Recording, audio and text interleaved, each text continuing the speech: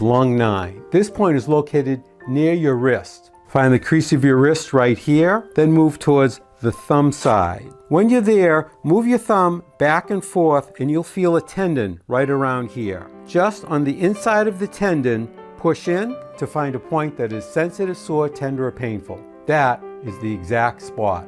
Activate this point by rubbing the ear quickly 5 times. Take a break for count of 5 and repeat 4 more times. It might look like this.